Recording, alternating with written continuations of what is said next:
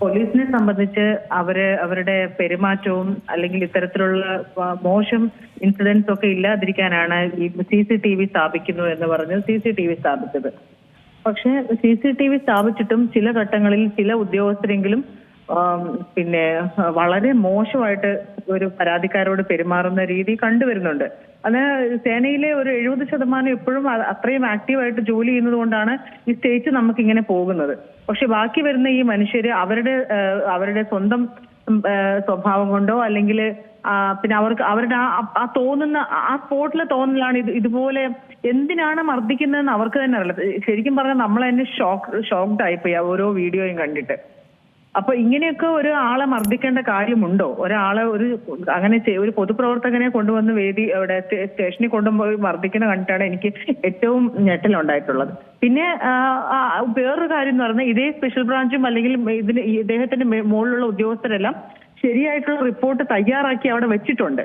പക്ഷെ അതൊരിക്കലും അതിനൊരു പണിഷ്മെന്റും കൊടുത്തില്ല. അത് പിന്നെ മുകളിലേക്ക് അറിയിച്ചില്ല. എനിക്ക് തോന്നുന്നൊരു ജില്ലാ തലം വരെയുള്ള ഒരുപക്ഷെ special branch DYSP, special branch ACP ഒക്കെ ആയിരിക്കും ഇത് തയ്യാറാക്കി രേഖയാക്കി വെച്ചിരിക്കുന്നത്.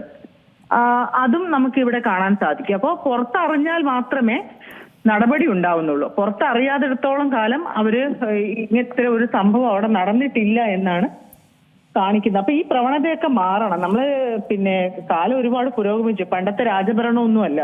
അപ്പൊ വരുന്ന മനുഷ്യരെ, നീതി തേടി വരുന്ന മനുഷ്യരെ ഇങ്ങനെ ധിക്കരിക്കാനും പുച്ഛിച്ച് സംസാരിക്കാനും ഉപദ്രവിക്കാനും ഒരു വിഭാഗം ഇങ്ങനെ ചെയ്യുന്നത് അത് വളരെ നമുക്ക് ആർക്കും ഉൾക്കൊള്ളാൻ പറ്റാത്തൊരു കാര്യമാണ്. സേനയെ നവീകരിക്കണം, സേനയെ പരിഷ്കരിക്കണം. അതിൽ പരിഷ്കരിക്കേണ്ടത് അവരുടെ ഇത്തരത്തിലുള്ള ഈ പെരുമാറ്റമാണ് നമുക്ക് സഹിക്കാൻ പറ്റാത്തത്. പെരുമാറ്റത്തെയാണ് നമ്മൾ പരിഷ്കരിച്ചെടുക്കേണ്ടത്. പിന്നെ ഈ സേനയിൽ നല്ല വിഭാഗമുള്ള കുറച്ച് ജീവനക്കാരും ഉദ്യോഗസ്ഥരും ഒക്കെ ഉണ്ട്. അവർ നല്ല രീതിയിൽ തന്നെ പ്രവർത്തിക്കുന്നുണ്ട്. പക്ഷേ ഇത്തരത്തിലുള്ള ആളുകളെ സേനയിൽ ആവശ്യമില്ലല്ലോ.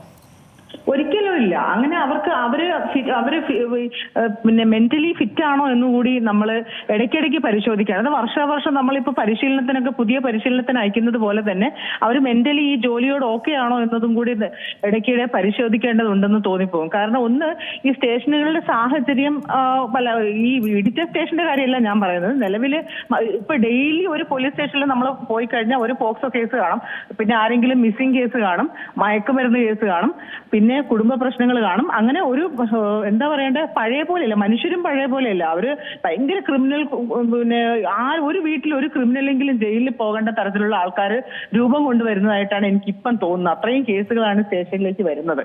പിന്നെ അതിനിടയിലാണ് നമ്മളൊരു പരാതി കേട്ട്, അല്ലെങ്കിൽ ഇപ്പൊ ആ കുന്നംകുളത്തെ കേസൊക്കെ ഒരു റീസൺ ഇല്ലാതെയാണ് അവനെ പിടിച്ചുകൊണ്ട് വന്ന് ഇതുപോലെ അതൊക്കെ ഭയങ്കര ഷോക്കിംഗ് ആണ്. അതും 4-5 പേര് വളഞ്ഞുകൂടിയിട്ട് തല്ല. അപ്പം ഇത്തരത്തിലുള്ള ഇൻസിഡൻസ് ഉണ്ടാവാതെ സേനയെ പരിഷ്കരിച്ച് കൊണ്ടുപോകാനായിട്ട് ഇത്തരം നടപടികൾ സഹായകമാകും. ഇപ്പൊ പോലീസുകാരെ മൊത്തത്തിലൊന്ന് പേടിച്ചു. അവർ തന്നെ പറയുന്നുണ്ട് അവർക്ക് സമയദോഷമാണെന്ന് അവർ തന്നെ പറയുന്നുണ്ട്.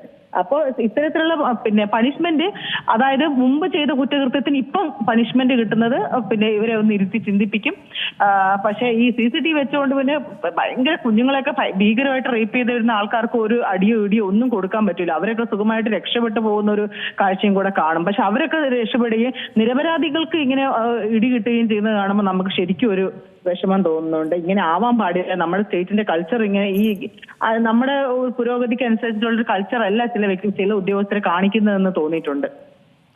അതാണ്. താങ്കൾ ഈ ദൃശ്യങ്ങൾ കണ്ടോന്നറിയില്ല. അതിലൊരു പോലീസുകാരൻ ഫ്ലാസ്ക് എടുക്കുന്നുണ്ട്. ആ ടേബിളിലിരിക്കുന്ന ഫ്ലാസ്ക് എടുത്ത് തല്ലാൻ ഓങ്ങുന്നുണ്ട്.